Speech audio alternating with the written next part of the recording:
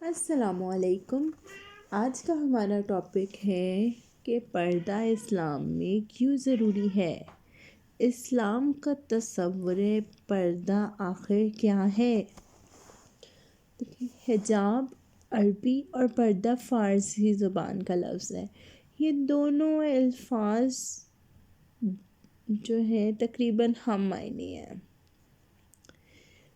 عورتوں کا غیر مردوں، نامحرم اور اجنبیوں سے ستر چھپانا، اپنے آپ کو پوشیدہ رکھنا پردہ یا حجاب کہلاتا ہے۔ زمانہ جاہلیت میں پردہ اور حجاب نام کی کوئی چیز نہیں تھی۔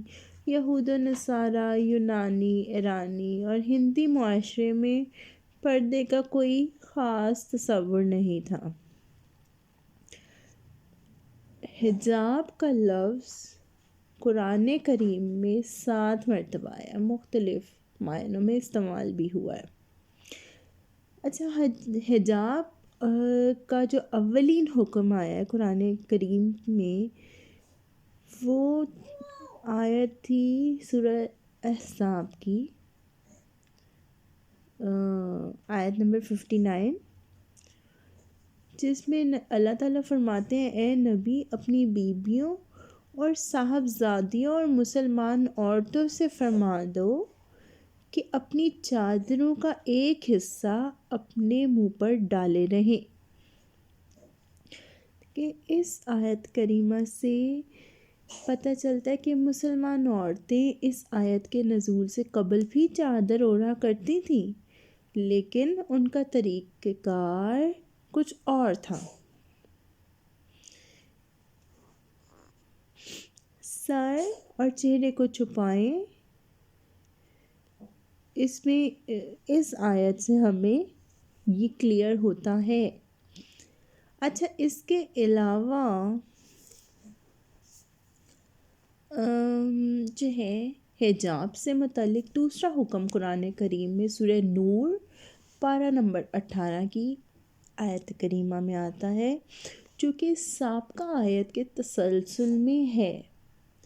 اس کا ترجمہ کچھ یہ ہے کہ اور دوپٹے اپنے گریبانوں یعنی سینوں پر ڈالے رہیں۔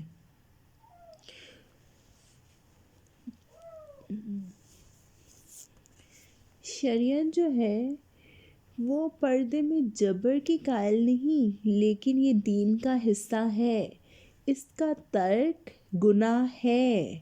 حجاب کا مقصد ستر حاصل کرنا اور حجاب کا مقصد اپنا ستر کور کر کے اپنے آپ کو فتنے سے بچانا ہے۔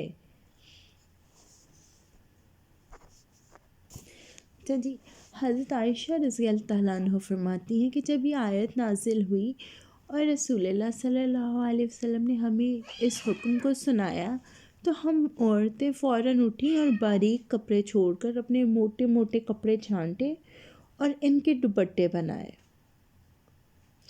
اسلام میں ترک پردہ کی اجازت بلا ضرورت شرعاً ہرگز نہیں ہے۔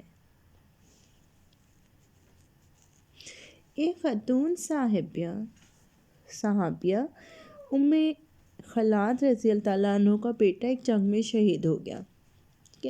وہ اس بات کی بابت دریافت کرنے کے لیے بارگاہ رسالت صلی اللہ علیہ وسلم میں حاضر ہوئیں، مگر اس حال میں کہ ان کے چہرے پر نقاب پڑی ہوئی تھی۔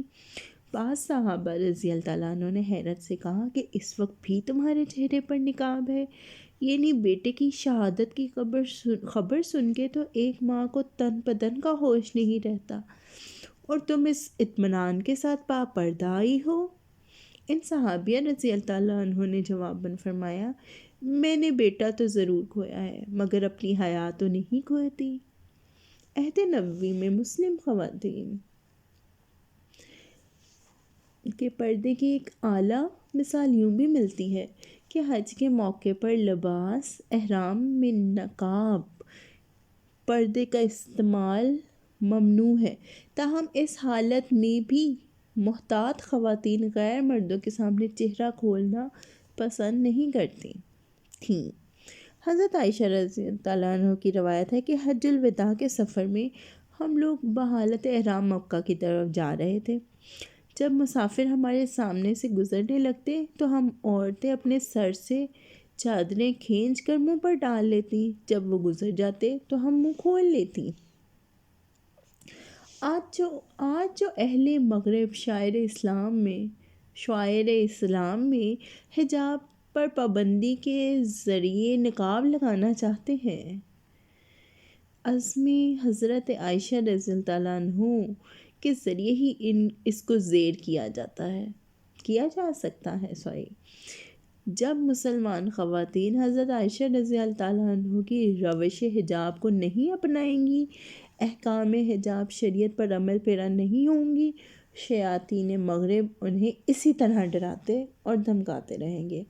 اب فرانس میں دیکھ لیں، جرمنی میں دیکھ لیں، ڈنمارک میں دیکھ لیں، ان کو آگ لگتی ہے اسلام کی بیٹیاں جب پردہ کرتی ہیں، ان کے تن بدن میں آگ لگتی ہے۔